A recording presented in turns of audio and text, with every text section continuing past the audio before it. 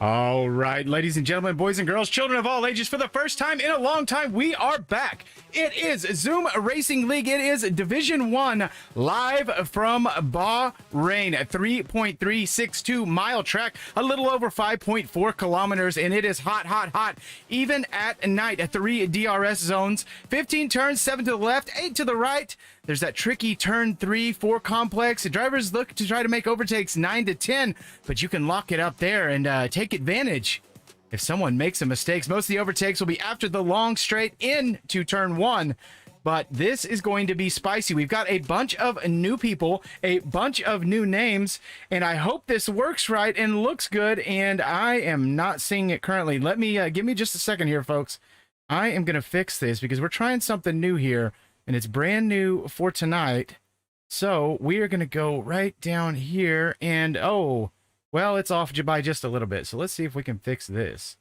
Well, with me right now, while I try to fix this and make it look better, is Mr. Buffalo Trace. Sir, how are you this evening, and what are we looking forward to tonight? Toto Rivas, I'm doing great, man. Dude, this is my favorite time of year. New drivers, new faces, D1. I can't wait to see what we get underway. Man, I think season 5 is going to be kind of the shakeups of all shakeups. I think that, as last season, I'll be honest, Hudson is still my favorite to win it all, but this midfield is going to be jumbled and mixed up. I think we're going to see McLaren in huge contention, Haas in contention. I think we're going to see just about as close as we've seen the midfield in a number of seasons. So I'm really excited to see how this first race turns out. Everybody's got pace. Let's see if you can translate it in a race day. Yeah, a bunch of new drivers, bunch of new faces, drivers swapping teams. The only ones really sticking around, the Ferraris didn't change their look at all. Red Bull didn't change their look at all. Lost a couple of really good drivers. You lost Damien Doe down to Division 2, kept him as your keeper driver, had a podium last night. Really good work from Damien. Lost your driver, Jason Pelter. He's over in the McLarens now. McLaren have banded with Ferrari, so Jason Pelter's still stuck with all you Ferrari guys for now. But I think we're going to see good stuff from him. He showed great pace in the preseason offerings. And we'll see what happens from there. We'll go ahead and swap it over now towards the race, which we're already into qualifying here. And drivers are going to start their out laps. And here comes Maxime. Maxine's going to be one of our first to set a timed lap. We'll keep an eye and see what everybody else can do. But for now, we'll ride on board with the French-Canadian Maxime Beaulieu as he comes around through turn 1. You keep a little bit of throttle here through turn 2 into the DRS zone of the kind of a kink of turn 3 up to turn 4, which represents, if people mess up, a good opportunity to take an overtaking opportunity. Keeps it nice and tight onto the line there, and takes a little bit of the track there. You got to be careful with the track limits here. Here's a spot where we see a lot of drivers into turn 5 and 6 lose the rear end. Down to turn 7, really hard on the brakes. Down into first gear, really tight hairpin here. Another place where some drivers, if they're not using assist, will lose the rear end. Down here through turn 9, all the way up into 7th gear, down to 3rd gear in a hurry. 2nd gear for some of the drivers. You got to be careful not to lock that inside front as you come down the hill and the load lightens on the front there. 2nd DRS or 3rd DRS straight here. Nice and tight on the outside, that esports racing line. This is one of my favorite turns in this game, this uphill left-hander, which turns into this uphill right-hander, which can eat you alive if you touch that inside curb too much. You want to cut a little bit of the inside here, as you see Maxime actually stay off the curb there. So a couple of overtaking opportunities here for slower drivers that were nervous there to turn 14. So here we come through turns 15 and 16, and this will complete a lap. It's kind of a double apex turn right here. You take your first apex and your second, and then the long straightaways. We see a McLaren parked off to the side and your primary DRS zone, which is going to lead to a lot of overtaking opportunities. And Maxime goes a 128.3. Hudson Poole's currently sitting in P1 with a 28.0. Ian Krieger, Aaron Altmaier, Jeffrey Lawler, Dago, Luke Locklear, Peter Giordano, Eric Carvalho, Maxime Bolio. I'm gonna get it. It's Maxime B. I'm sorry, guys. I can't do my mouth does not make French work. And then Razor Senna, Eric Perez, currently your top 10.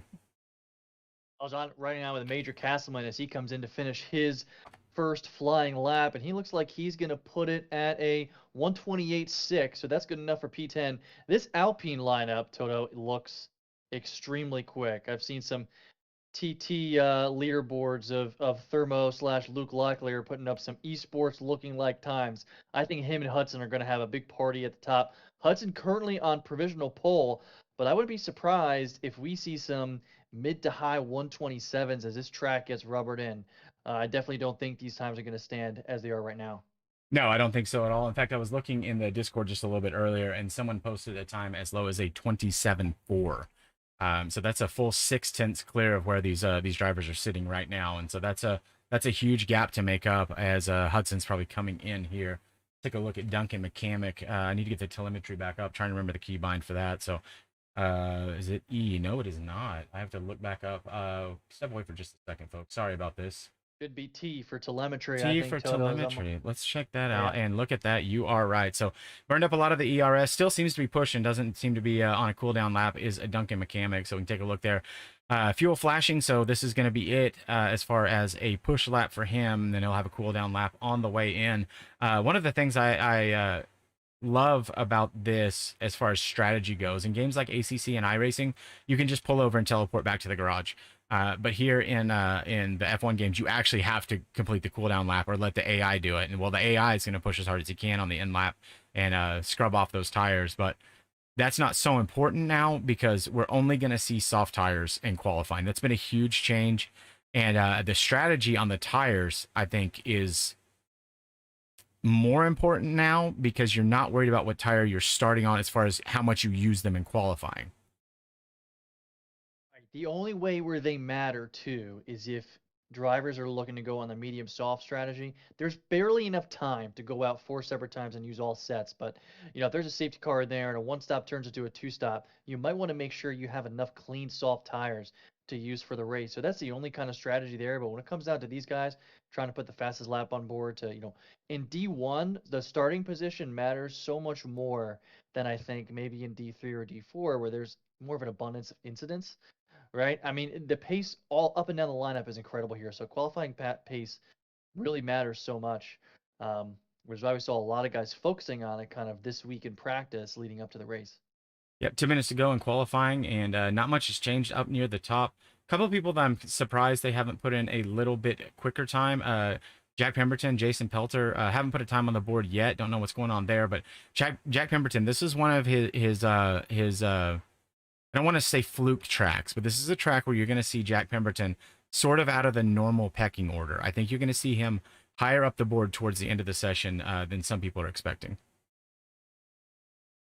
Perfect toe executed there. I was right along with Jack Pemberton by Jordan Angus, who's currently sitting in P13. We'll see what Jack does as he crosses the line.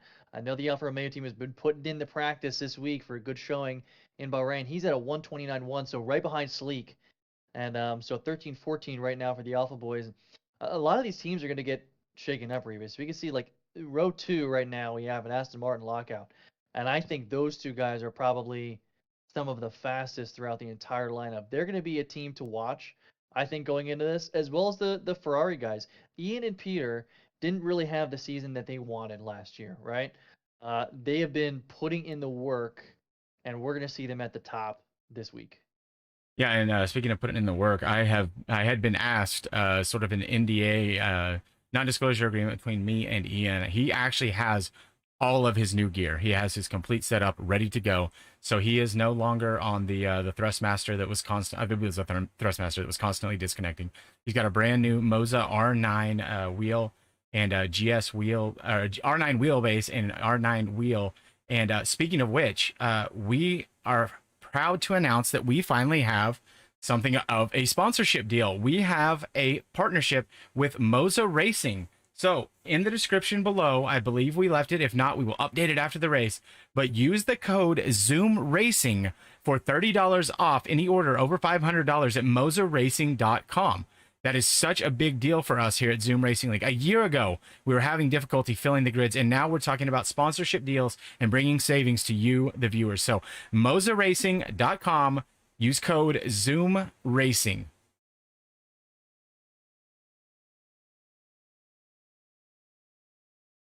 Trying to figure out how much time we have left in the session. It looks about 7.5 minutes. So some guys definitely trying to go in, get those fresh tires, fuel up again, go out for some other runs. Especially guys that we're used to seeing kind of towards the top of the order. I think Major Castleman was a guy, Revis, we were probably looking to see maybe around the top five. He came in and I think he got a P2 in his first race here in ZRL. I think Duncan is a guy that we usually see up towards the top of the order, so he's certainly out to put in a more competitive time, something that he's capable of. His thermo just goes quick as he's the first driver in the 127. So Luke Locklear in the Alpine, newfound Alpine team principal, taking over for Siggy with a 127.9. And it's great to see. I mean, some of these TPs too, like Garrett Elder comes to mind as someone who's a lot quicker than typically where the team lies on the pecking order. So someone like Thermo, someone like Garrett is going to pay enormous dividends on race day for their team because they're going to be able to kind of take in a bundle more points than perhaps a replacement driver of a similar pace. All right, folks. I am having all the difficulty in the world right now trying to figure out which car is which. I don't like the overlays here. Some of the blues are too close together for me, and because we don't have driver numbers on there or any sort of indication on the mini map who is who, trying to keep track of everything for you guys here. As Aaron Altmaier is down big time on his time, so this may be an in lap for him as well. Behind him should be Eric Perez. Yeah, Eric Perez. Looks like he is recharging just a little bit of battery there, so we'll see if he goes into the pits or not. Right behind him should be Hudson Poole, I believe. Into the pits is Eric. It is not Hudson Poole. It's Duncan McCamick, the boss. P12.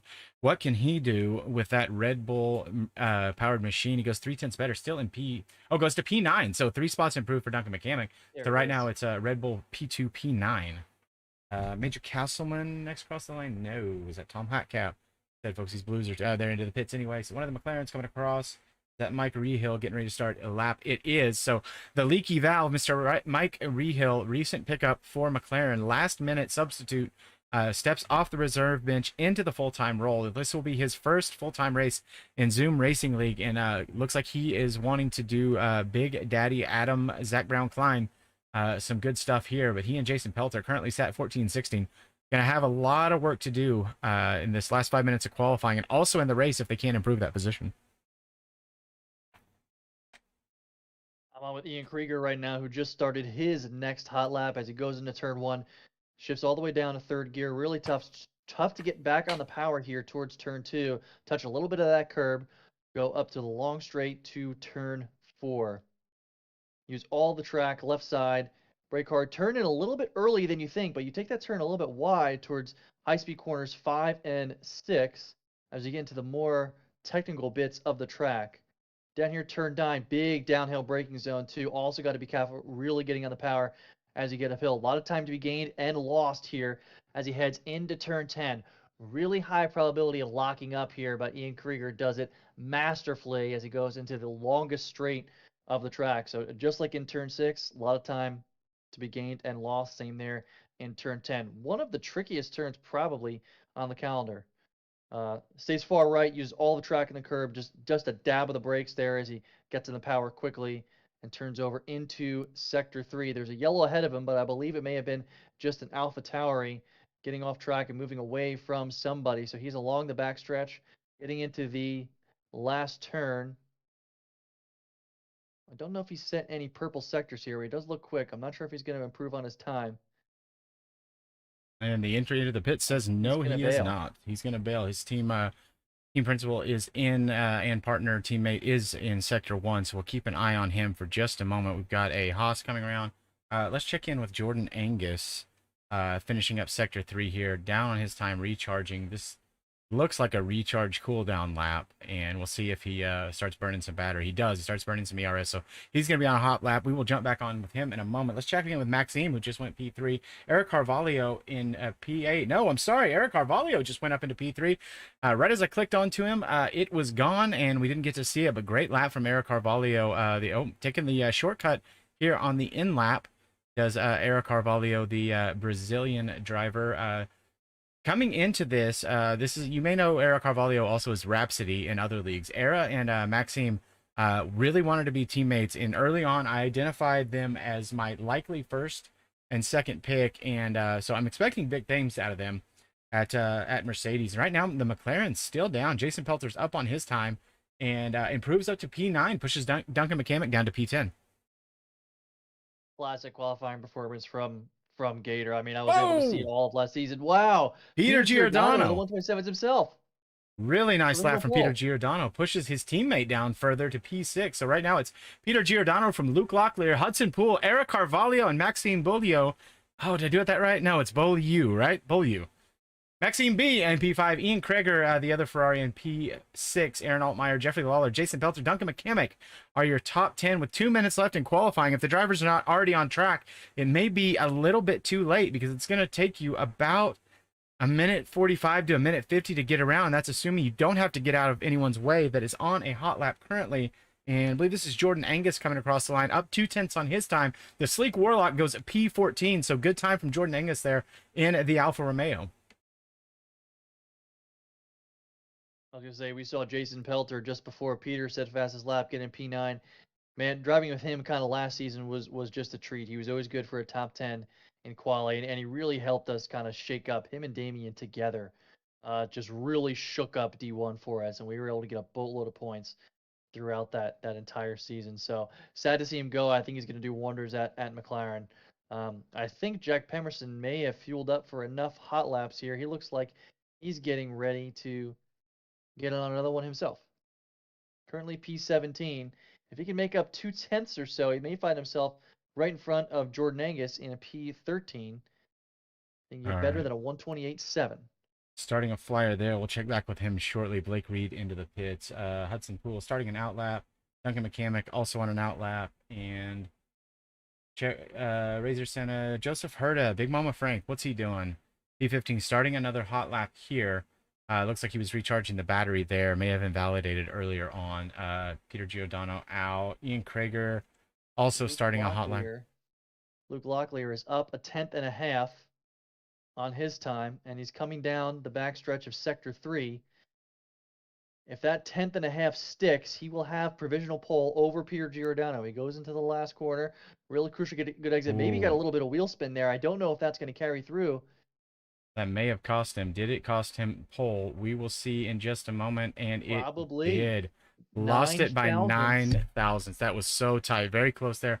Huge disappointment for the Barbadian driver. Really good guy. Taking over as the Alpine team principal. Honored the deal put in place by Siggy, and so Alpine and Mercedes are still partners currently, and he has been one of the more active people in the Discord as far as getting people together.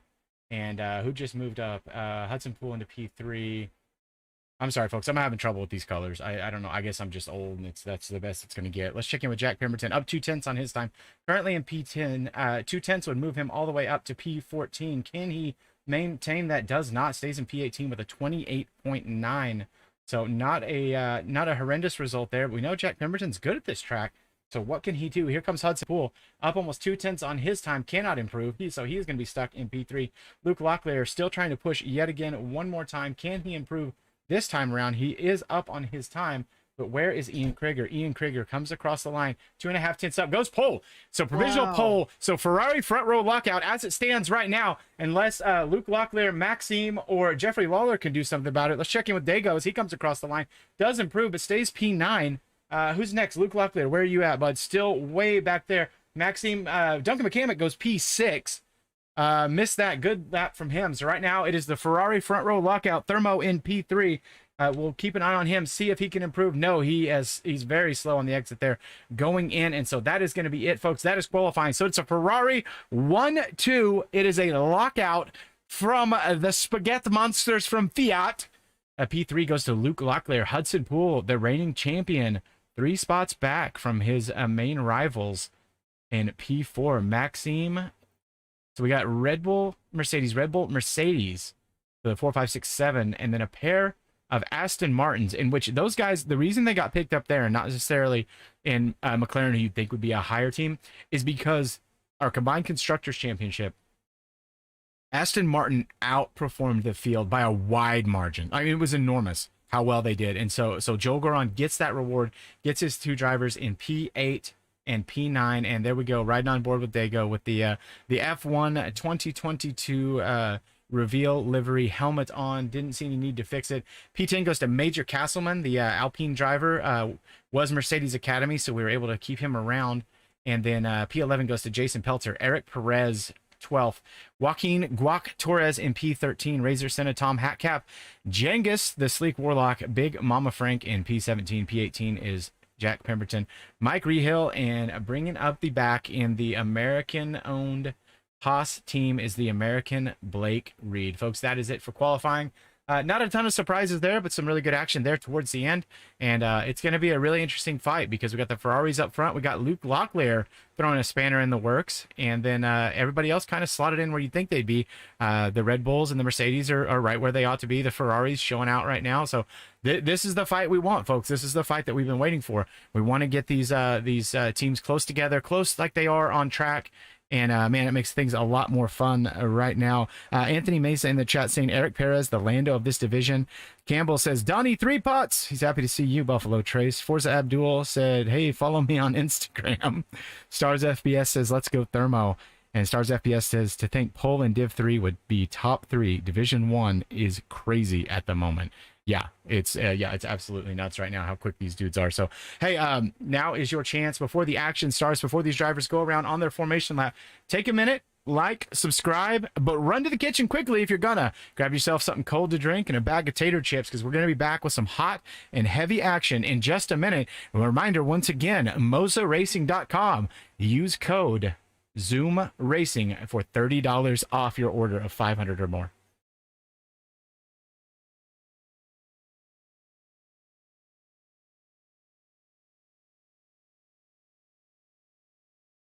Alrighty, folks. We are going to, I don't know why I'm doing that. We just talked about this a little ago.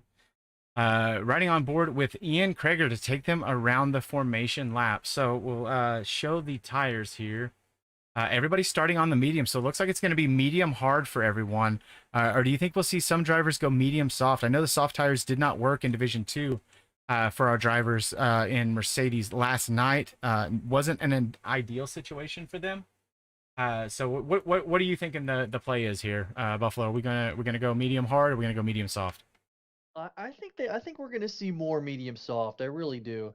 I think that just the hard tire for an extended period of time doesn't work. I know the tire wear that we saw, um, it was okay to get the mediums to around lap 18, 19, 20, and that's where I think we're gonna see some people starting to pit for softs. So, I think towards the end, the softs can gain you about almost a second and a half, almost 2 seconds per lap too, if you're really beating them to heck. So.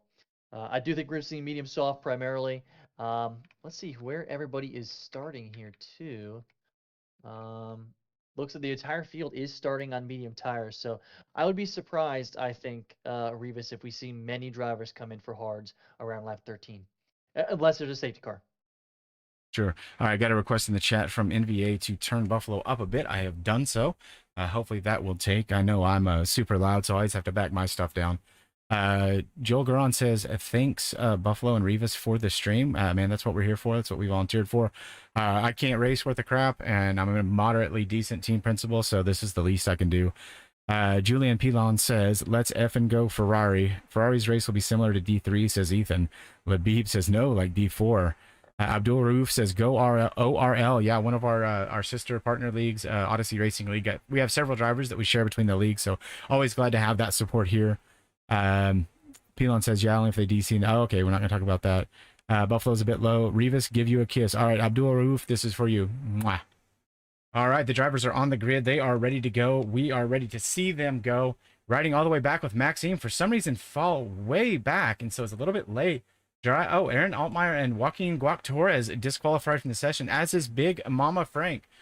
So I don't know how the tire model is on this game, but previously, if that happened, that would be bad news for you because your tires would be cold while you sat on the grid. And here we go. It is 1, 2, 3, 4, and 5 lights out, and we are underway here in Bahrain. It is a pretty decent start. Aaron Altmaier gets a really good jump here. Eric Carvalho falling down the order quickly. What happened there was that an anti-stall. Eric Carvalho way back, losing more and more spots, and has dropped all the way down now to P16. Terrible start from him as we have just an absolute sandwich up front. Luke Locklear gets a great start, and he is off and away. Ferrari pushes Duncan McCamick over just a little bit, and these guys are already wheel banging around. Lots of drivers losing spots. Mike Rehel all the way down to P20. Jordan Angus, the Sleek Warlock, down to P18. Eric Perez loses a spot. Peter Giordano losing spots left, right, and center all the way down to P6. So right now it's Luke Locklear from Hudson Pool, Ian Krager, Jeffrey Lawler, Duncan McCamick, Peter Giordano, Major Castleman, and Eric Perez. Takes a spin, a little bit of contact there going through around into turn 6, and it's absolute chaos here at the start.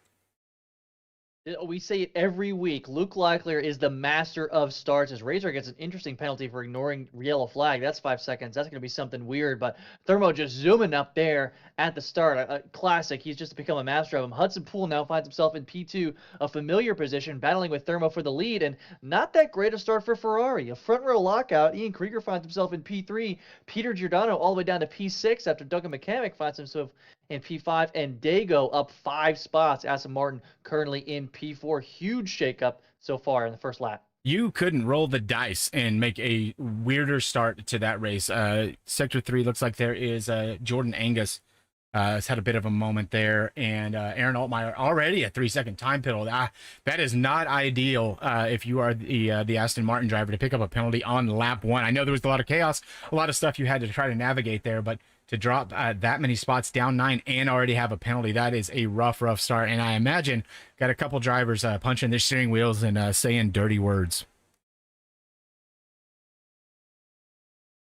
Yeah, as the lineup kind of starts to settle here too. I know, first race of the season, I think we saw more incidents and spins traditionally in D2, 3, and 4 than we normally do. I wonder if we'll find that in D1, right? A lot of new faces, a lot of new guys on new teams trying to make an impact early. I wonder if we see a couple guys push a little bit too hard. I'm not sure what happened to Jordan Angus. Maybe that was kind of part of that too, as he spun. He finds himself in the back of the pack right now, but I'd be on the lookout for slightly more incidents than usual here, just for the fact that it's first race of the season and everybody wants to do good.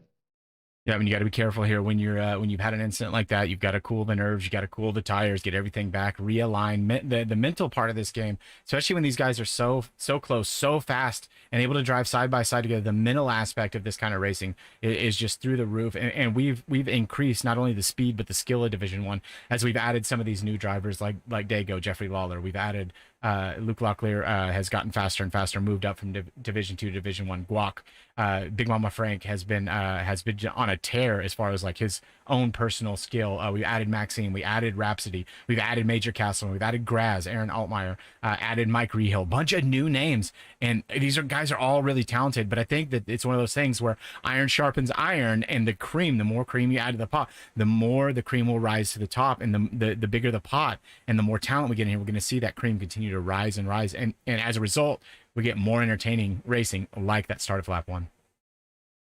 That was a plethora of pinpoint idioms from the word master, Toto Rivas. I loved it. I think we're starting to see a little bit of DRS train form all the way from Luke Locklear in the lead down to Jason Pelter in P7. So I don't know if you kind of heard about the new model, really, Rivas, but DRS trains are really powerful. And I think part of that is due to the fact that DRS isn't as strong, and people have to rely on their battery in addition to DRS to really make a reliable move stick. So I think these trains are going to stick around a little bit longer than maybe they have in the past, and battery management is going to be essential throughout the entirety of the race.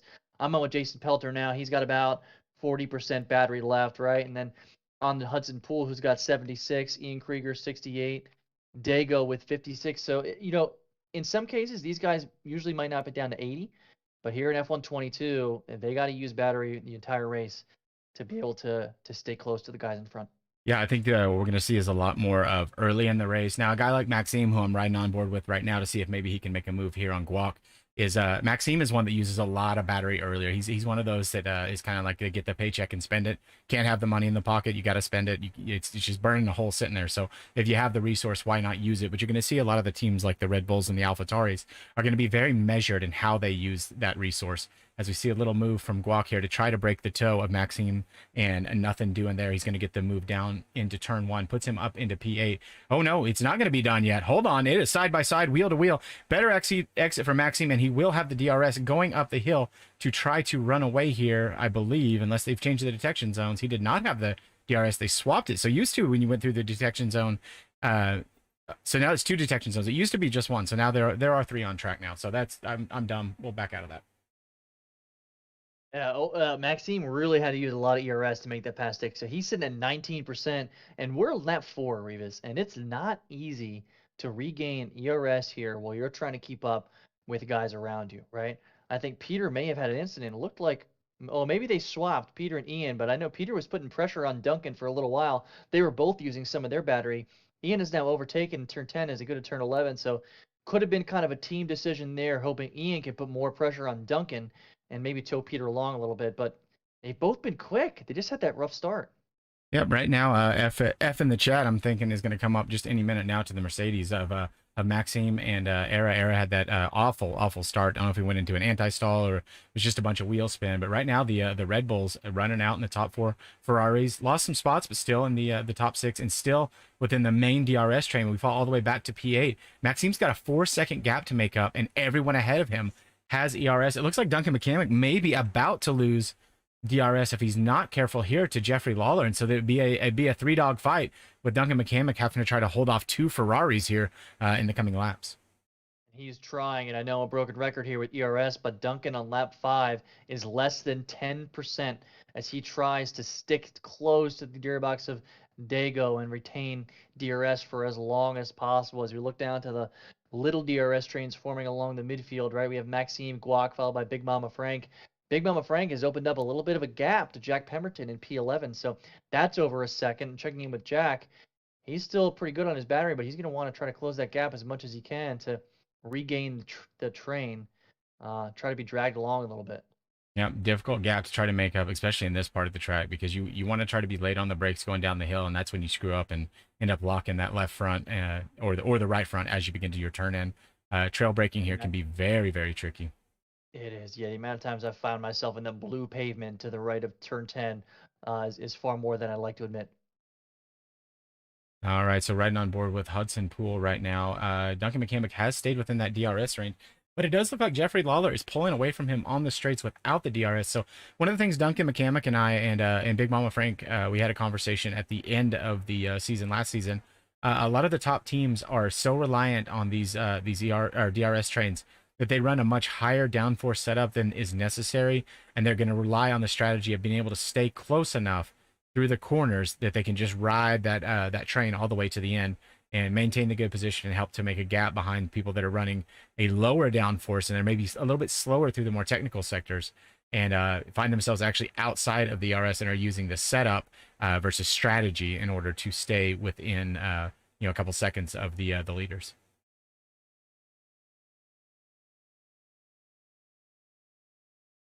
And I hope the game sound is coming through just fine on the stream because I currently have no game sound in my headset. And so, folks, if you're hearing everything, let me know. If not, I can take a second and try to fix it. But I have absolutely no game sound whatsoever.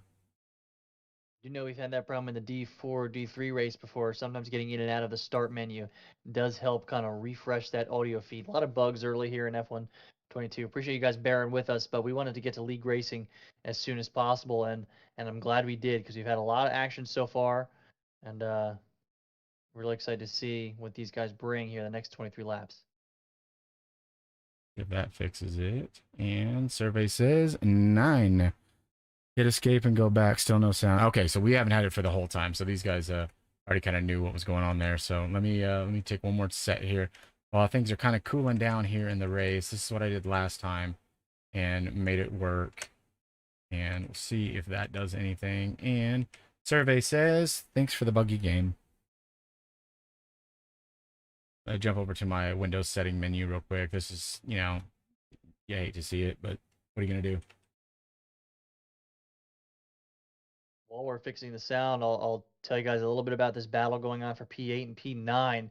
Maxime currently has a 1.5 second gap above Big Mama Frank, who's just made the move on Guac. So Maxime's gap rather have kind of stayed around 4.5 seconds, but we've seen that gap to P9 increase, and that was probably because Big Mama Frank and Guac were fighting, and now Guac and Jack Pemberton are at it. Guac currently makes it stick. Jack Pemberton tries to go around the inside of turn 8, doesn't make it. Here we go into turn 6.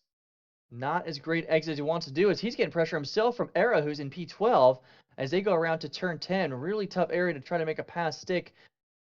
Jack looks like he's safer now, but he'll have to use DRS, maybe a little bit of battery as well, to try to fend off the Mercedes driver, Aaron. He's going to make a pass himself. He's going to pass Guac using the last bit of battery that he has and DRS. Jack finds himself in P10. Guac, newfound in P11, finds himself under immediate pressure from the Merc of Era. All right, well, I have it back in my headset, folks, but I do not have it here. So what we're going to do here is we're going to add this. We're going to go output capture. Just give you my headphone feed.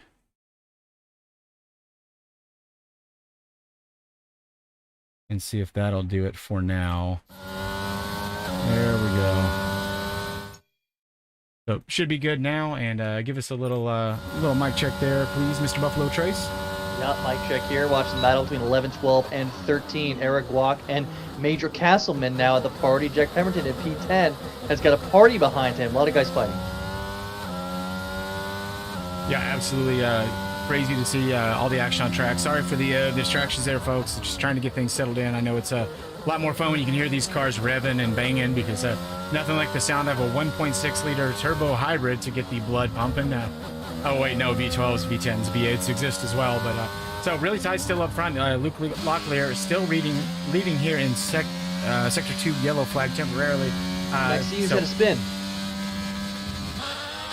Maxime is at a spin coming out of turn 9, and he's fallen all the way down to P14. So that brings Big Mama Frank up to P8, Jack P9, Era P10, Major Castleman up to P11, and Guac has fallen a couple spots himself.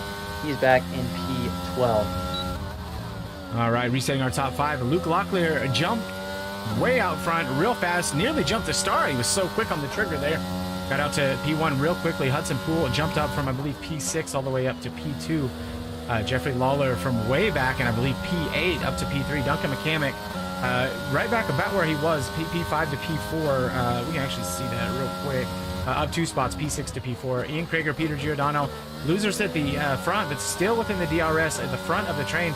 Peter now in danger of actually losing the DRS to his teammates. Sector 3, we got another spinner. Looks like Blake Reed has gone around. And if you're Jordan Angus, you're happy to see somebody else struggling the way you did on lap 1, because now you have an opportunity to at least make up 1 spot. Instead of 1 point, it'll be 2 for the Sleek Warlock as it sits currently. Yeah, Jordan has struggled down there in P20. We haven't even seen the gap close. It just goes to show that, you know, without any incidents, right, as Jack Pemberton has a big lockup going into turn 4, and he's going to lose the position to the Alpine of Major Castleman. So tough break for him. He was in solid points in P10, but Jordan's had trouble kind of from the back of the pack, just trying to make up ground.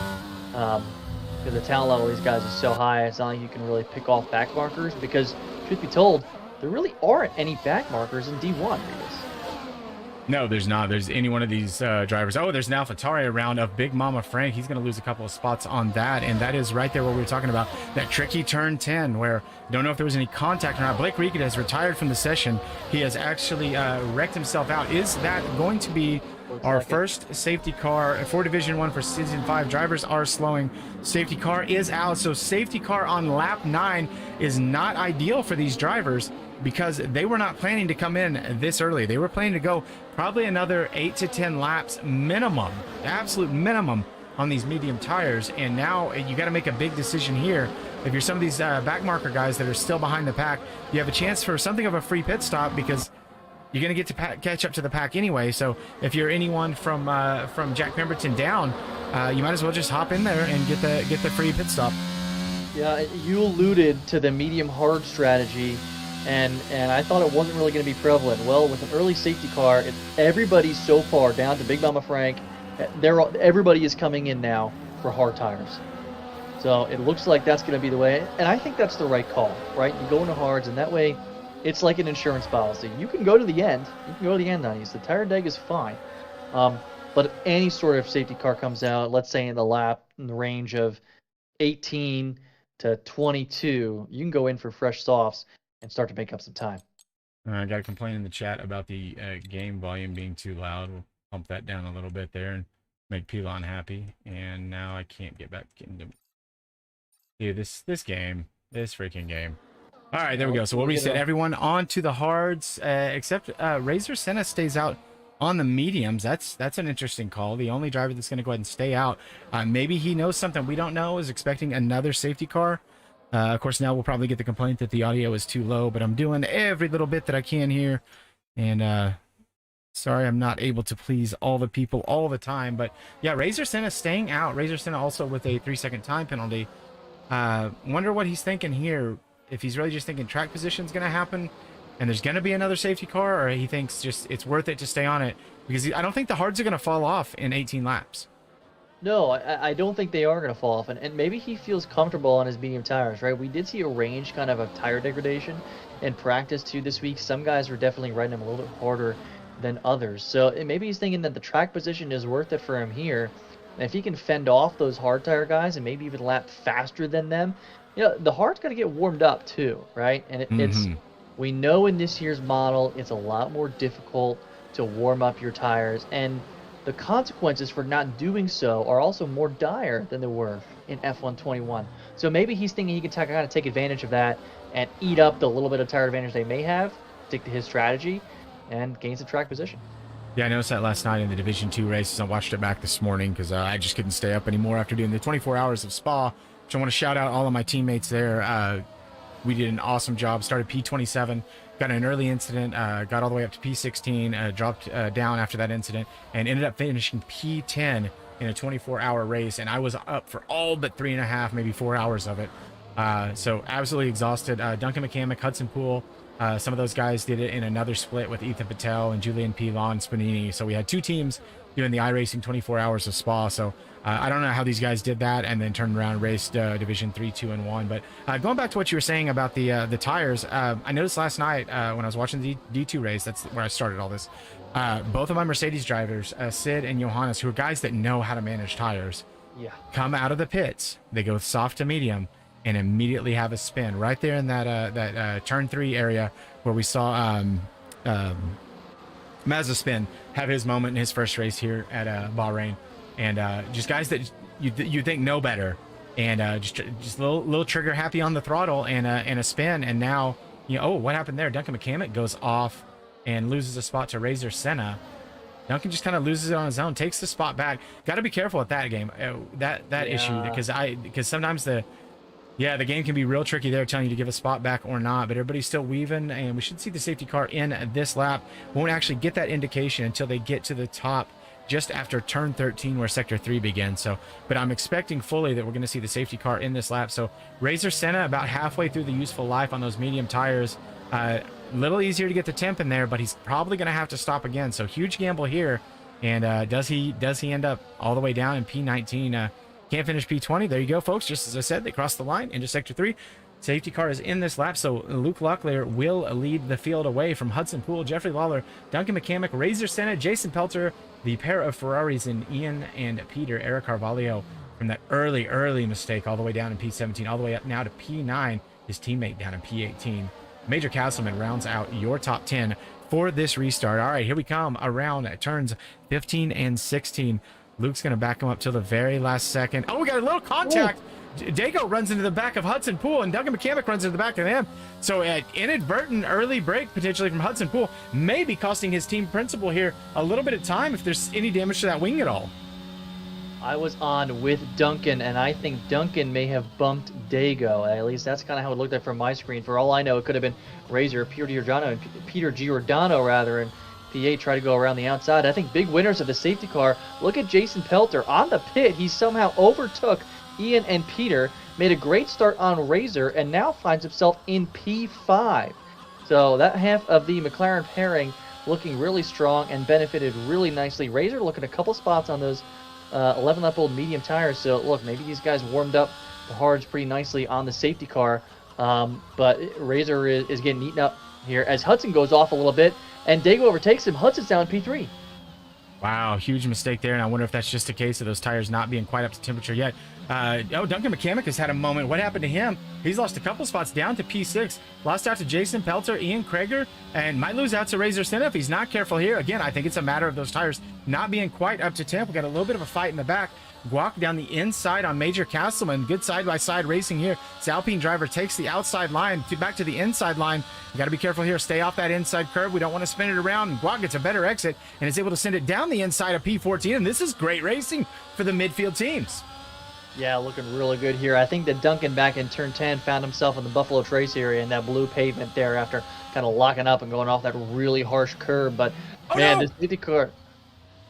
It is Peter Giordano loses it on traction, and Razor Senna pays the price for that mistake as he goes into the side. Now on those hot tires, spins himself, resets back to track. And so that is Peter Giordano, who had started in P2 of the race down into P18. Razor Senna on those old medium tires now heads into the pits because they're too hot to keep riding. And we worried that that would happen. He stayed out on the mediums, and it turns out the gamble was not worth it. But let's talk about Luke Locklear. Already broken the DRS. We will not have DRS for one more lap, but he's already a second and a half up on Hudson Poole. So right now it's Luke Locklear from Hudson Poole, Jeffrey Lawler, and then an absolute disaster in the midfield. But we said at the draft, it was brought up over and over again, Jason Pelzer was going to make one of these top teams pay for not taking him, and that Gator has just taken a big old bite out of some early Constructor and Championship points, sitting in P4 with Ian Krager and Duncan McCamick behind him.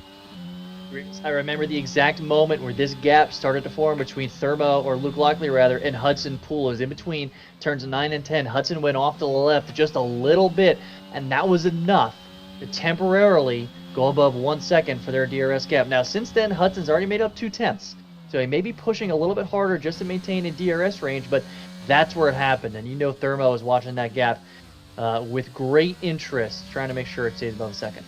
Yep, shades of what we saw in Division 3 with Cal just running away with it. There's nobody else on track could hold a candle to Cal. Thermo doing the exact same thing. Both of them controller players. This game is still very controller friendly as Hudson Poole sets the fastest lap of a 31.2. He is pushing like heck right now, is Hudson Poole. Now he's made up half a second here. So not within the DRS just yet, but he will have it up the hill here. So don't know what happened with Luke Locklear there. If maybe it was just a little bit of wheel spin, a little bit of a bad exit, but Hudson Poole back into the DRS and back into this fight.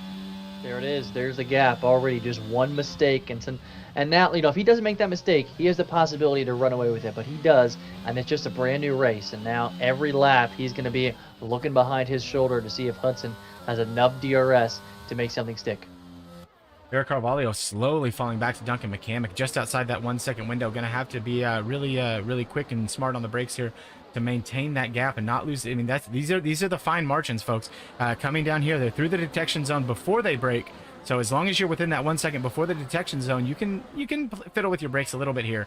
But it's not enough of a straight to make a huge difference, especially if the guy in front has got that flap wide open and letting that DRS do its thing. Aaron Altmaier is starting to make moves in the Aston Martin, passes Guac for P10, and he'll start to chip away at that 4 second gap between him and Major Castleman in the Alpine. Ahead of Major Castleman in the Williams is the P8 of Eric. He's a newcomer in a new team, and there are no back markers in this division, and the Williams team has talent all throughout, well, all our divisions, really. I think there's someone as the Alfa Romeo team principal I'm really looking out for over my shoulder for these guys. Eric right now lining up to have a really good finish for the Williams team. Yeah, the gap keeps getting closer and closer, but the gap, if you're Jason Pelzer, is just barely there. Does he have the DRS through the detection zone? He is outside that 1 second now. He does not, so he is going to be under attack right now.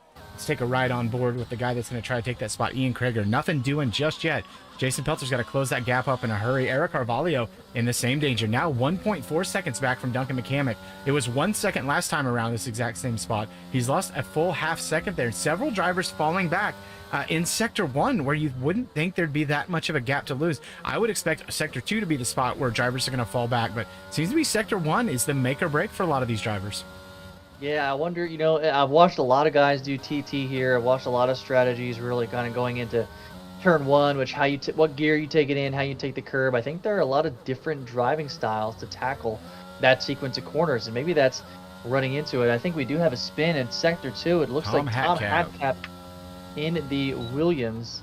So Peter Giordano has already made up that spot, and Tom Hadcap 8 seconds behind P17. It's been a struggle for him so far, 15 laps in.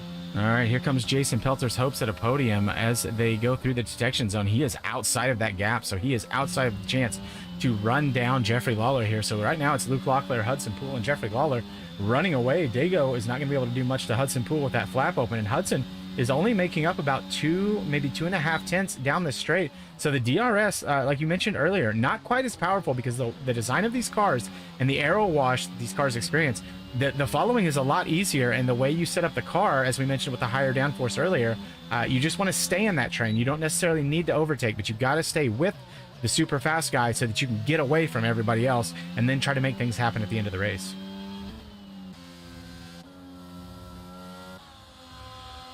Fastest lap here currently belonging to Hudson Poole with a 131.2, 6/10 faster than Luke Locklear's best. He still remains about half a second behind Luke Locklear, but well in DRS range. I think he's probably being patient, biding his time. He's currently at 33% battery, thermo at 46. So they're conserving energy nicely. Definitely in it for the long haul through the end of this race. Maxime making his way up the field. He's already in P11. So he's already trying to carve back at some of the positions that he lost earlier. They're keeping it. I'm right on board with Jason Pelter right now. Lost that spot to Ian Krager, but is hanging tough with him right here. If you stay within about 3/10 here through the detection zone, I think you have a good chance to make that overtake into turn one. Anything further than that, so we see Hudson Poole again, 6-7 tenths back. Probably not going to be able to make it down the straight, but you get close right here, like Jason Pelter with 3/10, almost up to 4/10 here. We'll see what kind of difference that makes. So I want to see what the rubber banding looks like when you see 7/10. Hudson Poole really not gaining any time down the straight right now, down to 6/10, almost 5/10. But look at Jason Pelter, 3/10, 2/10, 1/10, almost able to make the move. So you've got to be within 2.5 to 3/10. Anything more than that, there's just not enough time, not enough straight, and not enough clean air there to do anything with it. Yeah, and maybe he's okay with that now, right? I mean, he was using a little bit of battery there, but he needs it for the end of the race. There's still 12 laps to go, and he's got to stick with these guys for the long haul. These top four are mega quick. Oh, and not to mention, he's got to fight off Duncan in P6. Well, Duncan's going to fight himself off if he keeps taking turns wide like that. Went wide and lost a full 4/10. He was up to 2/10. He was down to 2/10 following. I mean, very, very close. Sucked up to the back of him as Joaquin Guac Torres has a bit of a moment there out of turn 4. But Duncan went wide at turn 4, lost a little bit of time to Pelter, and that invited Eric Carvalho back to the party. So Rhapsody is going to have DRS this time around. He was outside of that window earlier, so a little it's fine margins, right? You run a little bit wide because you're worried you might run into the guy in front because you're following so close, and you find yourself inviting someone back into the party that you thought you had said your farewell to.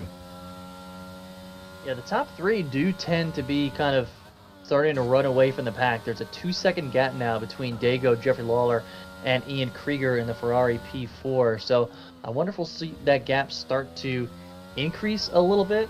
But Ian is kind of biding his time with the battery and conserving it nicely. He's got 40% left with probably about 40% of the race remaining. So he's right on schedule. We'll kind of keep an eye on that gap and see if the top three drivers can continue to run away. Jason Pelter again, half a second back, cannot make up that gap, sucks up really tight to the back of the Ferrari. Interesting note here, we'll bring it up again. The Aston Martins have left their partnership with Mercedes, and is that Eric Carvalho around? So the Mercedes driver losing a spot there, getting some wheel spin. Looks like he might be having a little bit of shifting issue. Double shifted from 4th up to 6th. And and then there's another Mercedes of Maxime runs wide and runs into the side of Dago. So this is an interesting little scrap here. So three of our 5 or so new faces all there together on track. Eric Carvalho has a moment. Aaron Allmeyer comes into the party, has a moment. Maxime takes both those spots around the outside. May have been off track. Maybe a little bit of an anger there in the Aston Martin garage here. But hey, mid-pack racing can still be exciting even when you're meant to be up at the front. Yeah, speaking of being meant to be under the front, Peter Giordano is starting to claw back position after position. He's just overtaken 2 of my guys in the Alfa Romeos. He's currently in P14. He's a guy, though, I think, we talked about the DRS trains being tough to make overtakes. I think he's got the pace to make some of these stick. So in the next few laps, I look for him and maybe take off P13, P12. He could be in line for a top 10 finish, with really would not be bad after the incident that he was part of. Yeah, that's the name of the game here. Is if you can get back in that line, you can get back in that train, you can start to pick people off. Again, these guys are so fast, so talented, such a good group of drivers.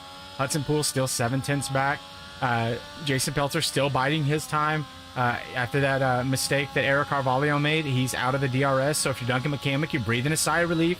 You got a 2-second gap to Eric Perez now, so you can afford to make another little mistake, maybe 1 or 2. But with 10 laps to go, now is we're gonna go with the Lewis Hamilton line. It is hammer time. You got to really focus in and maximize your output here, and start to save some of that battery for this final 3-lap push. Yeah, it looks like that podium, though, is starting to get further and further locked in as far as at least the drivers that will compose it. The reason I say that is the gap between Dago and Ian Krieger has now gone up to 2.6 seconds, and maybe a lap and a half. So for whatever reason, the pace between the top three and the rest of the field is significantly different. So you may see these guys up top. I'm sure there'll be a lot more battles to come between them. But if Ian wants a shot at the podium, he's got to find another gear. Keep an eye on here as we come into Sector 3. Major Castleman in the Alpine, his teammate in P1. Alpine outpacing expectations here. Major Castleman, kind of an unknown, only ran a couple of races with us. Tom Hatcap in the Williams is around in Sector 2. Razor Senna will be happy to try to take that spot from him. And it is a safety car. Safety car. So was he parked there just a little bit too long? And it looks like the top three are into the pits. Major Castleman basically stopped on track. Maybe had a bit of an issue Delta with the Delta. I mean, yeah, the Delta bugs are back, folks. They're so bad. You can go from no Delta to like 4 seconds in a hurry. So what's it going to be for all the drivers? Well, my prediction is soft tires, because with only 9 laps to go, there's really no other option. You can try to gamble and stay out, but if you raise a Senna, don't try it again. It didn't work last time. Oh, Graz runs into the back of Eric Carvalho and gets a 5-second penalty for a severe collision. Neither one of those drivers. Oh, Eric Carvalho has fallen down the order, all the way down into P16. What happened there, guys? I don't know if they were trying to get cheeky and maybe make like try to overtake going into pit lane, or maybe it was just a glitch with the game. I don't know, but it certainly shook up the order a little bit more than we were expecting it to. So in the chat, we got Anthony Mesa telling us that he thinks Eric Perez in a P7 is the driver of the day from P18 to P7. And it's hard not to argue that has to be the case. That's a great recovery. Great drive. Yeah, he's certainly flown under the radar. I'm showing that he started actually P12 if we're talking about Eric. If my position things are right there. I think Eric currently in P7. You are correct, 12. Sir. Nonetheless, a solid drive and solid points for Williams, with his poor teammate Tom Hadcap having some trouble finding himself in P18. He's going to take over the kind of lion's share of the points for that team tonight. So Razor Senna cleared his 5-second penalty from earlier, all the way down in P19. We'll have a chance to really fire up those tires as he catches up to the pack here. Every now and then when you're far back from the pack and there's a safety car, you kind of feel like, oh, maybe I have an advantage because I can drive at full speed to try to catch up these guys. But generally, it's not as big an advantage as someone like me thinks in their head, like, I'm going to make a couple spots here and then still finish P19. But somebody like Razor Senna, maybe that little bit extra temperature makes a difference here on the restart. Yeah, it could. It could. I think one thing, though, to usually you think, oh, tire deg should be fine, right? Safety car, these softs can make it 9 laps. Well, if you're kind of pseudo pushing for that lap, right, you're going to have similar tire deg. So, I don't know, maybe those softs will kind of die towards the end if he pushes a little bit too hard to try to close that, 16-second gap. But I think it'll work for him nonetheless. We'll kind of see. I think one of the big losers coming out of the safety car, I think, was Peter. He was in a nice DRS train. I think he was starting to claw position by position, and he lost 2 spots on the pit stop for whatever reason. So kind of a tough break for him. Everybody now on level playing field with tires. I don't know if he can make the top 10 now. Big winner in all of this is, hat tip to batteries. Batteries will be fully recharged for this last closing stage push. So ERS, less of an issue. Now you still have to manage it. You cannot just go full push mode the whole time. You got to manage it a little bit. But some of these drivers were down to 8, 9, 10% battery. It's going to be fully charged here at the restart. And so you're going to have, looks like we're going to have probably 1 more lap. So that's going to give us 6 laps or 7 laps of green flag racing. You can use a lot of battery in 6 laps, but you got to maintain just a little bit for that final push. We're also not going to have DRS for 4 of those laps. So can Luke Locklear do it again? Can he jump out to an enormous jump like he did earlier? Let us know what you think in the chat right now.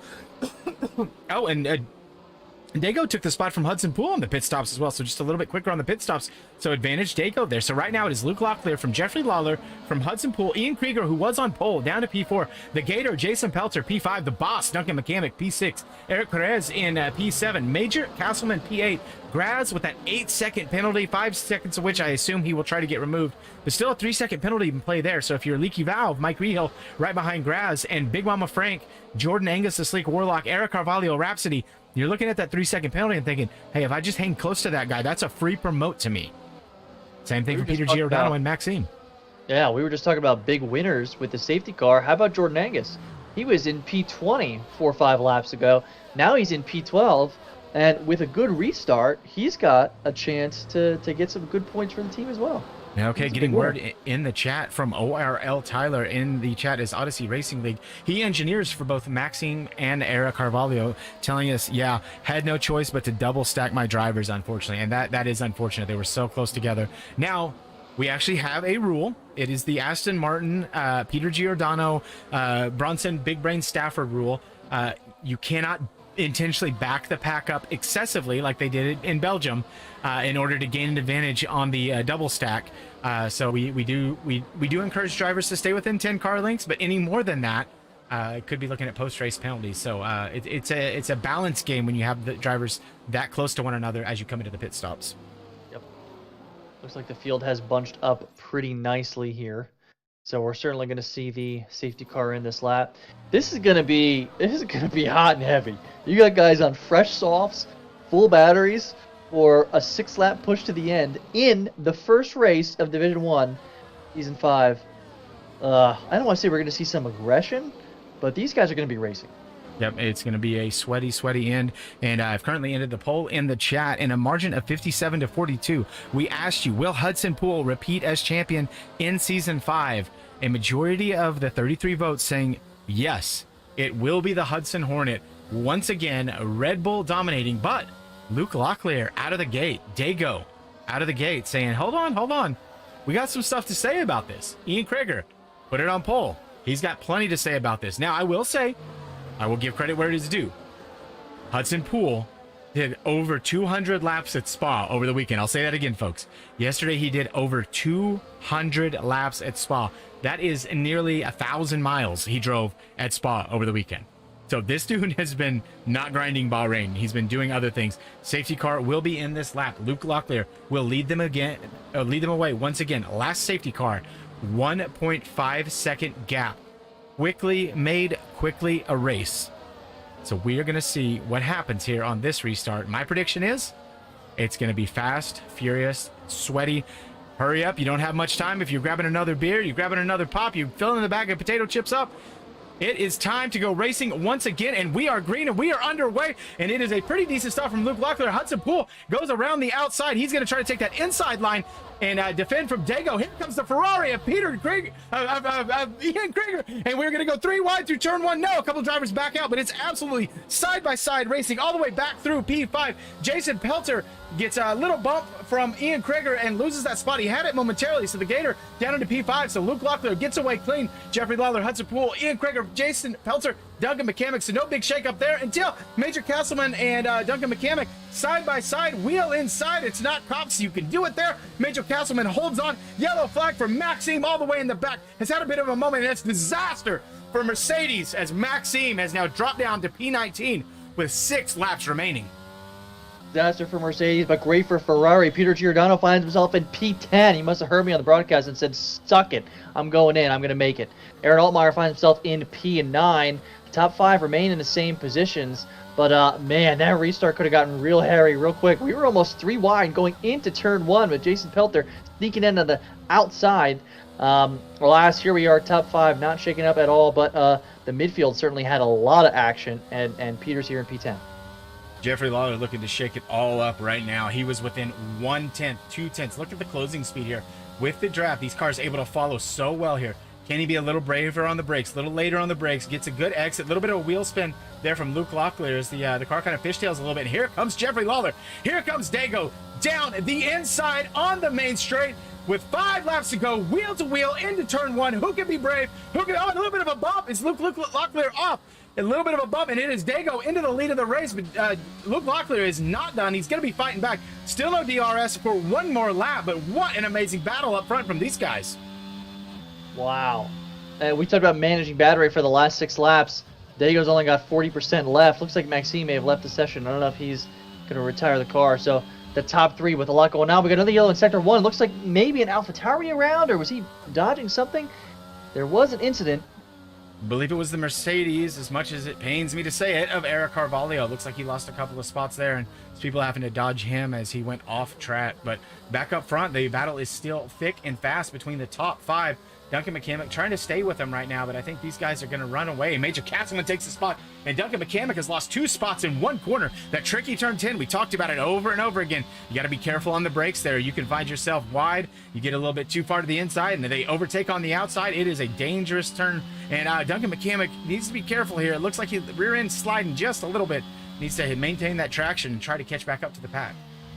Eric Perez at the Williams looking super strong in P7 right now, making that pass stick on Duncan McCamick. He's 6/10 from Major Castleman, so he'll try to keep that gap small, maybe make a push for P6 as the rest of the race evolves. We got a nice DRS train as Dago sets it fastest lap up 130.3. Man, 130.3 in a race situation is just ridiculous, mind-boggling to me. But anyway, we got a DRS train all the way down to P8 and Duncan McCamick before a 2.5-second gap to Big Mama Frank. DRS is enabled. Dago, Jeffrey Lawler immediately moves to the inside to try to cover that off, moves back into the braking zone over to the left. Luke Locklear had the DRS, but it did not make a difference here. Looks like a little bit better setup from Jeffrey Lawler. We saw the closing speed with the slipstream and no DRS earlier. So can Jeffrey Lawler do what he failed to do earlier when he was stuck behind Hudson Poole? Can he run away and make the same kind of gap that Luke did? Luke's going to have to do everything he can. A little bit of wheel spin there and a little bit of a late upshift here. Luke missing some of his spots here, just those little tiny things, and he lost almost a 10th right there to Jeffrey Lawler. The DRS going to make a difference here? No, he's still losing time. Let's see if he can get it back within 6/10. No, that it's not much of a difference. He actually lost a little bit there. I think he was late on the upshift again. So Jeffrey Lawler just corner by corner, exit by exit, just chipping away, trying to get outside that 1 second and say goodbye to Luke Locklear. While rushing on the battles up front, there's quite a midfield battle going on between 13, 14, and 15. Peter Giordano, unfortunately, finds himself down in P15, but Leaky Valve has gone up a couple spots at P13 as he made some really clean overtakes on Peter and Jack. Nice one on Peter going on the inside in turn 4. And he was trying to make the pass in the Alfa Romeo stick, but it looks like Jack Pemberton with DRS will try to say no. They're coming around the last turn. Peter Giordano now part of the party. So 13, 14, 15, all within like a 10th of each other as they go down the main straight. Here comes Razor Senna, gets a better exit because he doesn't have anybody to fight. Takes 2. Can he make it 3? Razor Senna with a triple overtake as the 5 balls out in front of him, gets the better exit, doesn't have to worry about space, and absolutely takes 3. It is a triple overtake, folks, here in the closing stages. But Mike Rehill is not done. The Leaky Valve is not going to let him leak away and take this from him. He is not going to let the apartment get flooded here. He's going to keep fighting Razor Senna, but Razor Senna has the better line, has the better exit, and what an amazing triple overtake. And there goes Leaky Valve around the outside into turn 4. A great overtake to take the spot back, so we have an absolute great battle here at the back. What a move! He made it stick through 4 turns and couldn't get the 5th one to go. Leaky Valve with an amazing persistence there to stick with P13. These are huge points in there. I know it's the beginning of the season. I know it's race 1, but these are huge points that may have a significant impact in the Constructors' Championship at the end of the season. That was absolute insanity. That was such great racing. That goes on the highlight clip. Hopefully I wasn't too loud and overmodulated and blowing your speakers out, folks, but that was incredible. I don't think we've had that much wheel-to-wheel action this entire weekend. Just in one spot, in one area with that many cars. We just haven't seen it. All right, what can they do up front? Nothing doing here. Luke Locklear, can he make the move? Oh, outside, inside, in the braking zone. Luke Locklear has the inside, a little bit of a wheel bump, and there goes Jeffrey Lawler. Loses traction, and he's going to lose out 2 spots here. Here comes the Hudson Hornet down the outside. Dago's got to be absolutely livid right now, but he's got the better traction. He is pushing, and he is hunting down Luke Locklear. The Barbadian driver has to hold on here because here comes Hudson Poole. He's got a pack of angry dogs. Fast and hot on his tail. Hudson Poole gets a little bump from Dago there. Dago takes the spot. Hudson Poole is not going to be happy about that. Yeah, I think these guys are starting to get hot here towards the end. Luke Locklear with a very aggressive move, to say the least. The little bit of wheel banging on Dago, he got kind of pushed to the end of the track. So, yeah, he's going to try to maybe save a little bit of battery and go in for a run here for P1.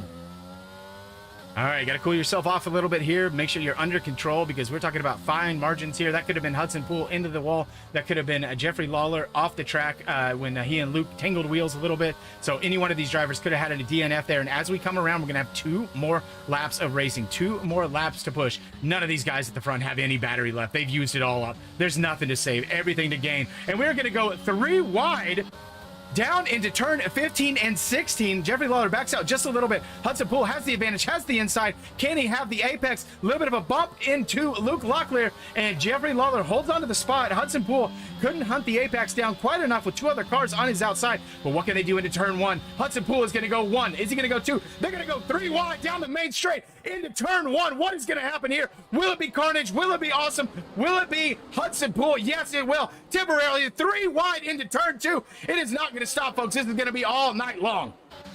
Man, I was on with Ian Krieger during all of that, and I saw all of that unfold, them go 3 wide, and now he's part of the party. He's got P3. He's looking for P2. He comes the outside of turn 4. Can he make it stick on Thermo? Yes, for now he does. Ian Krieger currently P2, 2/10 from Dango for P1. Hudson Poole losing it just a little bit out of turn 5. That gets Jason Pelter back into the party, gives him a little bump. So now we got a 5-way battle for the top. And oh, here comes Major Castleman around the outside of Jason Pelter. We went from a 3-car guaranteed podium to this, folks. Ian Krieger from pole back up to P2. He was out of the picture. Luke Locklear was going to run away with this. Jeffrey Lawler and Hudson Poole had this in the back. Now welcome back to the party. Major Castleman, Jason Pelter, Duncan McCamick, and Eric Perez all still in this fight. There's a 6/10 gap now between Dago and Ian Krieger. I wonder if Ian Krieger... There's an instant now. There's a Red Bull around. It's Duncan McCamick. He's out of it towards the end of Sector 2. He's spun. It looks like he's going to regain maybe in P12, but he's got a leaky valve in P13 coming hot on his tail. He'll have to fight to make it stick for P12. All right, we've seen this 5/10 gap, half a second, not be able to be made up by anyone to this point. Can Ian Krieger make this work? Can he stay close enough to maybe make a move happen in turn 4?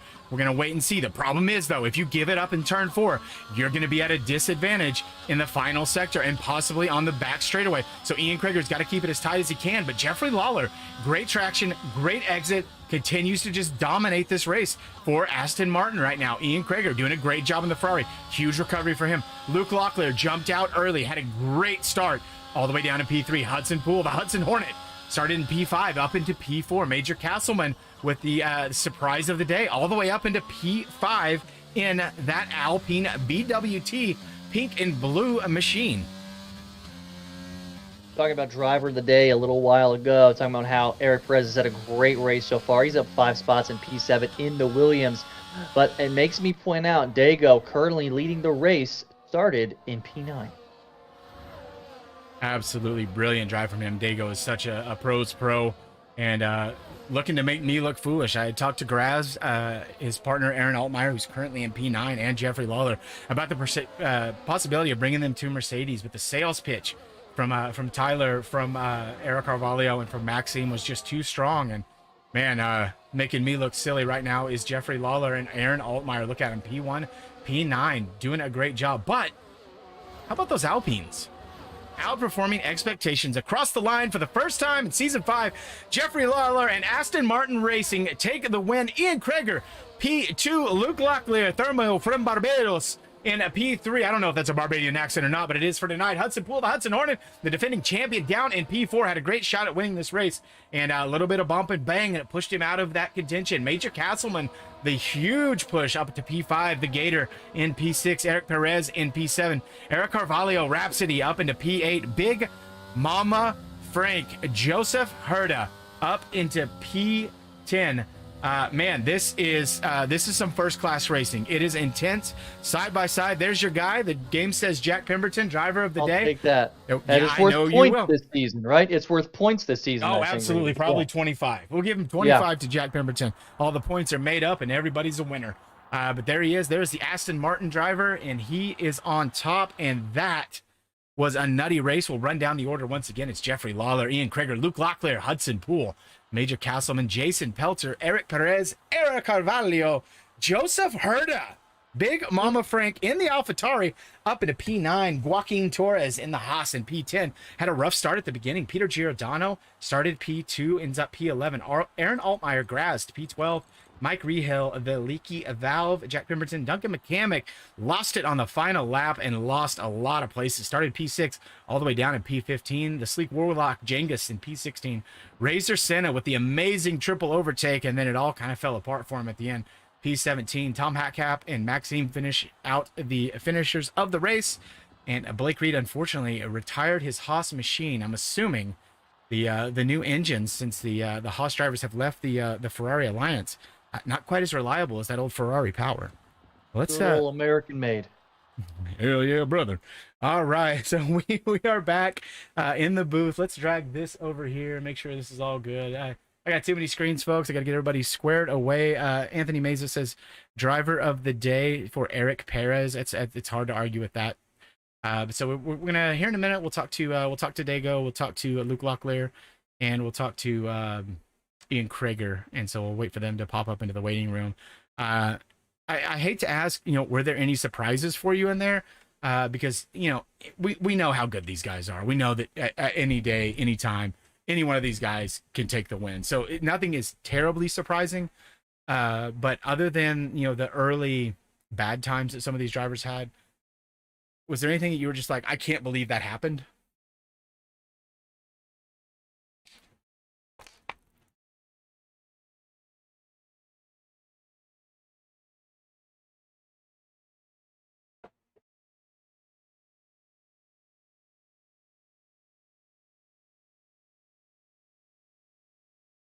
Yeah.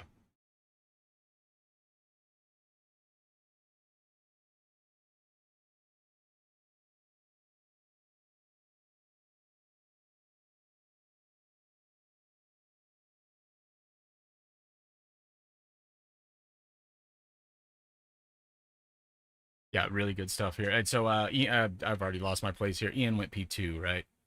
Or was he P3? Let me know in the chat. Ian got P2, so we're going to talk to Thermo first. One of our broadcasters, one of the guys that helps out a lot behind the scenes. Oh, this messes this up, dude. I didn't think about this. No, you're fine. We want to talk to you. I gotta adjust something real quick. Oh, it just looks ugly right now. There we go. That's gonna. Oh dear, didn't think about this. Adding people to it. Yeah, we're learning. So no, you're fine. I think I got it good enough for right now. Yeah, we're gonna have to work on this. Duncan McCamick's idea, so we can blame him for all of this. So, so we're still on screen. You're here, and man, you got off to a great start on lap one. Tell us your secret.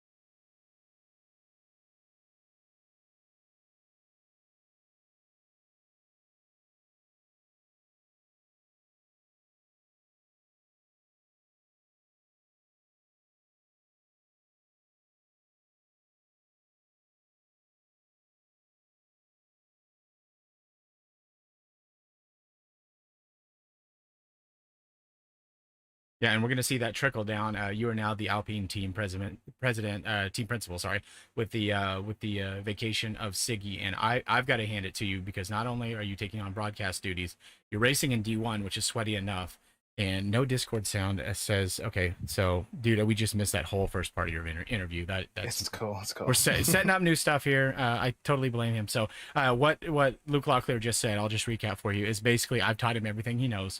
And I've given him everything that he has. So he owes everything to me. No, he was bragging on his teammate, Major Castleman, and we're bragging on you for being a good team principal, and we're going to see that trickle down. And so some good wheel-to-wheel racing, though. And I know for me, I don't have the control and the consistency as a lot of you guys do. And so, I mean, your moments every time from heartbreak, but you guys seem to do it moderately clean most of the time. I mean, rubbing is racing. But I mean, is that sweaty? Are you worried like, oh, I'm about to kill somebody or get killed, or are you just focus on your line when you're doing it? That entire race, I was just focused on my line. I focused on giving space to Hudson every time he dive bombed me. I made sure not to cut anybody off, and I basically tried to keep it clean. I was like, I'm fine with the podium. I'm not just gonna send it into a win. It's my first race. I'm trying to, again, this is a whole season ahead of me. I still need, to keep learning these cars, keep learning these tracks. build up that experience. But I'd say the racecraft and wheel to wheel battling with unknown driver, I'm not going to say his name, is not that great. The amount of times I've been pushed and pulled throughout the race near the end has been terrible near the end. So Interesting. Well, hopefully we can get all that cleaned up and we can get back to some good, clean racing. But man, good result but, today. yeah, Had a great chance for a win, but I think we're going to be talking to you a lot more over the season. you went mute. Did I? Okay. Well, what I was saying was I think we're going to see a lot more of that over the course of the season. We're going to see you here in the interview room a lot, and you're going to be putting a lot of points up for Alpine. Yep. Thank you so much. All right. Thanks for stopping Nice job, by. Luke. Thank you. Bye. All right. One of the people that I despise talking to, and it's really just kind of made up. 'Cause he's actually a decent human being for like 10 seconds out of the day. So I'm hoping this is it. But super fast kid, a brand new gear. I finally lifted the NDA for myself. Ian Krager, you got the new gear. No more wheel disconnects and a P2 to boot. So how you feeling right now, bud? Feeling amazing. How was Yeah, Ian. Sorry, I was gonna say I gotta be honest, man. I was pushing for you the whole time, but when you were in P4 for a while towards the end, I was like, "There's no way he can make this podium stick." And then they started fighting, and you were just kind of there, and you were like, "Hello." So when they were going 3 wide in a turn 1, what was kind of going through your mind there? And did you think did you know then you were gonna have a shot at the move? Not really. I always try to get a better exit than the people in front of me in turn one, so I kind of just set up the exit, and they were fighting. They were pretty much 3 wide, 2 wide into turn 4, and then I don't know, it just happened. There was a gap, and I went for it. So what happened Yeah, at the you did. start? It was you put it on pole. You're usually good at the start, but you and Peter both fell down very quickly. Did you get tangled up with someone there? I got wheel spin, and then coming off the turn 2, I believe, I got a bunch of wheel spin, and I almost spun, but I caught the car. Well, it's a great recovery. It was not a great start. We kind of wondered what happened, so that explains it. So pit stop strategies kind of screwed with some other folks. Your teammate was way down the order. Were you guys talking a lot of strategy, or was it mostly focused on trying to get back up to the front? It was some strategy, but I was trying to keep him in my DRS for a long time, but then after the pit stop phase, it kind of just fell off. Yeah. What But is now it? that Go ahead. It looked like Peter got in a couple incidents kind of towards the end of the race. You guys were in chat together. Do you have any insight on what happened? All of a sudden, he was in P10 for a bit. It looked like he scored some good points, and then he kind of like fell back to P15. Was it a spin? Was it an incident? Like, what was it? pretty sure it's a spin. Okay. But funny enough, with the wheel disconnect, my wheel actually disconnected. What? I think a couple hours ago. I'm not joking. I was in a call with Peter, and I was going straight on turn 1 During the race or during practice? practice. Okay, good. So we once again will remind you that Ian and I use the Moza ecosystem, as does NVA. There's a lot of guys here in the league picking up the Mozas, and if you look in that bottom right-hand corner, we are proudly sponsored by Moza Racing. Discount code, we didn't have it at the time we ordered our stuff, Ian, but the guy's going forward now. Put yourself on the podium like Ian Krager. Run P10 the 24 hours of spa like me. Go to mozaracing.com and use the code Zoom Racing for $30 off an order of 500 or more. Ian Krager, good stuff, dude. Really proud of you, and I think we're going to see you in here a whole bunch more. And do you think that you can be the next Ferrari driver to take the championship here in Zoom Racing League? You think? You think it's going to happen? Yeah, I think. Okay, well, there you go. Happen. All right, well, no need for a whole bunch of extra there. That is Ian Krager. He did a great job tonight. Put it on P2. Thanks for stopping by, bud. Yep. All right, we will talk to him later, but now we're going to talk to the man of the minute, the driver that I mentioned during the broadcast. It was a hard call for me. I had to pick between Rhapsody and Maxime or Dago and Graz. And in the first race in season 5, I've got your team principal in here with me, Joel Guron. You made me look silly. You made Mercedes look silly. And you got your first win in season 5. Dago, how you feeling, buddy? I'm hot. It's like 90 degrees here, but other than that, I'm feeling pretty good.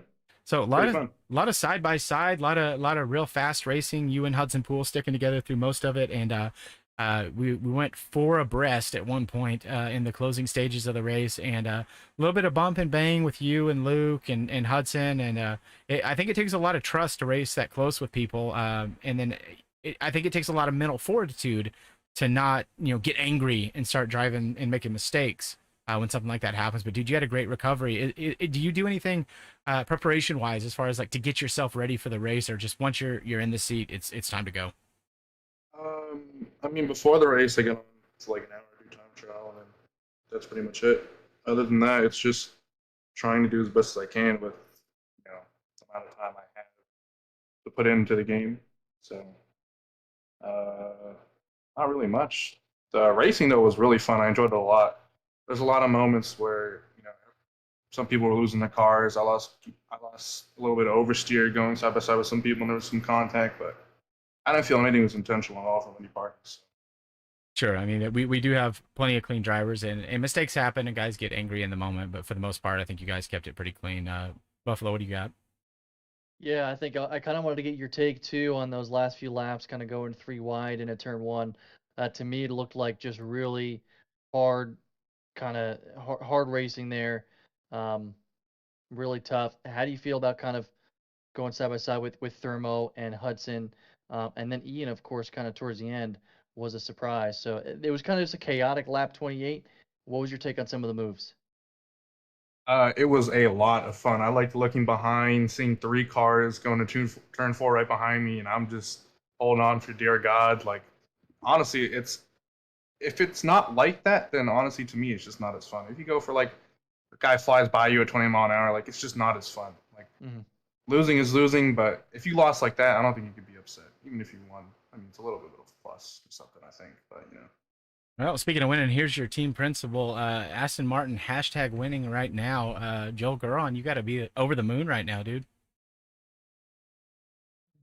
Yeah, I'm not surprised. The huevos. Look at that. Joel Guron's like, yeah, I know. This was going to happen. This was bound to happen. It was destined to happen.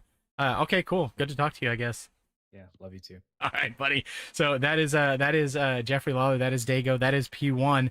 We got 12 rounds. That's 1 win down. How many are you predicting, Dago? Call your shot.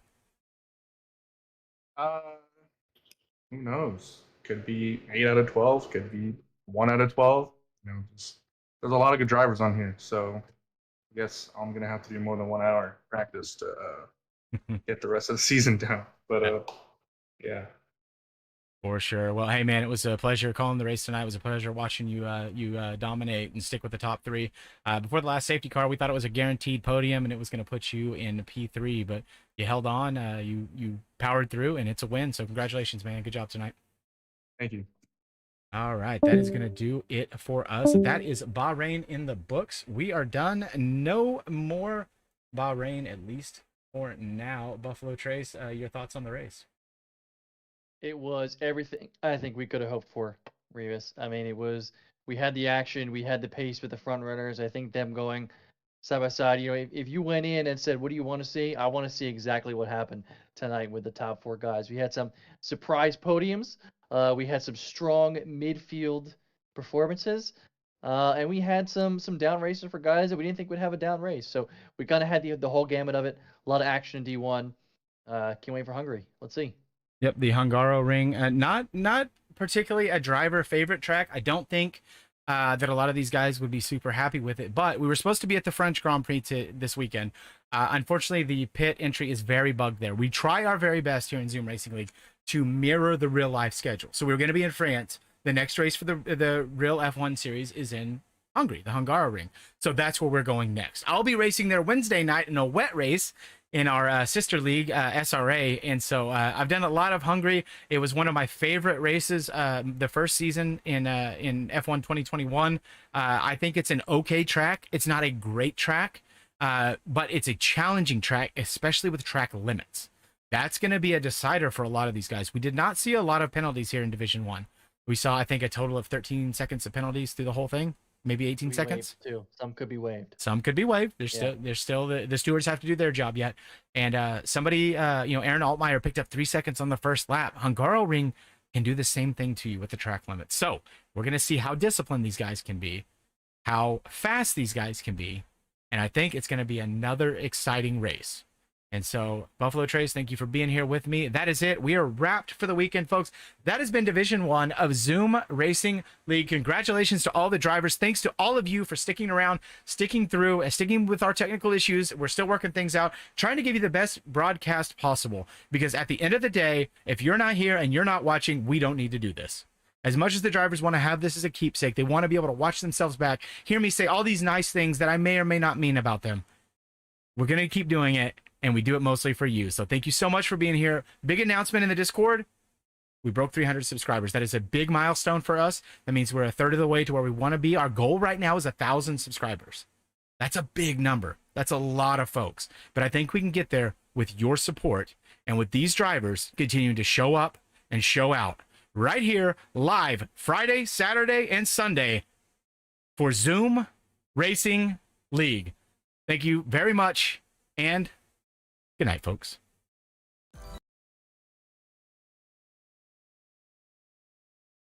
All right, we're out. Nice. I have no idea where I was going with that. Dude, I think we'll get this.